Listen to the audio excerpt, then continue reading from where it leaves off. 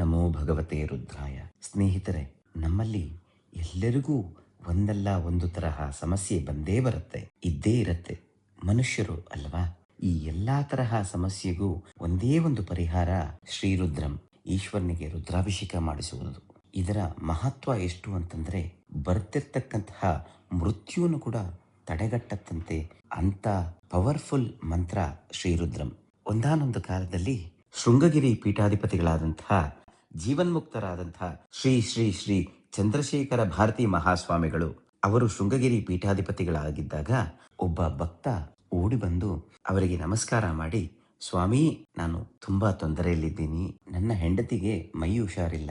ಆಕೆ ಬದುಕುತ್ತಾಳೆ ಅನ್ನೋ ನಂಬಿಕೆ ಇಲ್ಲ.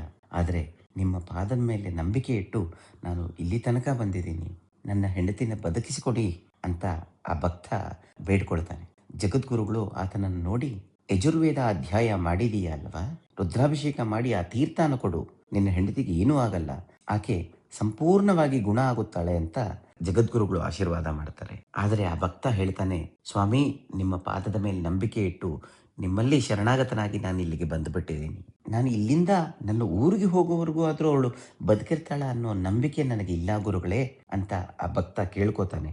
ಆಗ ಜಗದ್ಗುರುಗಳು ಹೇಳ್ತಾರೆ, ತುಂಗಾ ನದಿ ತೀರದಲ್ಲಿ ಕೂತ್ಕೊಂಡು ರುದ್ರಪಾರಾಯಣ ಮಾಡಿ ಆ ನದಿ ತೀರ್ಥವನ್ನ ತಗೊಂಡು ಸರ್ವಂ ಶ್ರೀ ಉಮಾಮಹೇಶ್ವರ ಪರಬ್ರಹ್ಮಾರ್ಪಣಮಸ್ತು ಅಂತ ಹೇಳಿ ಇಲ್ಲಿ ಸಮರ್ಪಣೆ ಮಾಡು, ನಿನ್ನ ಹೆಂಡತಿ ಬದುಕಿರ್ತಾಳೆ, ನೀನು ಊರಿಗೆ ಹೋಗು ಅಂತ ಗುರುಗಳು ಹೇಳ್ತಾರೆ. ಆ ಗುರುಗಳ ಮಾತಿನ ಮೇಲೆ ಅಪಾರವಾದ ನಂಬಿಕೆ ಇಟ್ಟು ಗುರುಗಳ ಪಾದಗಳನ್ನು ಸ್ಮರಿಸುತ್ತಾ ಆತ ಗುರುಗಳು ಹೇಗೆ ಹೇಳಿದ್ರು ಅದೇ ರೀತಿ ಮಾಡ್ದ.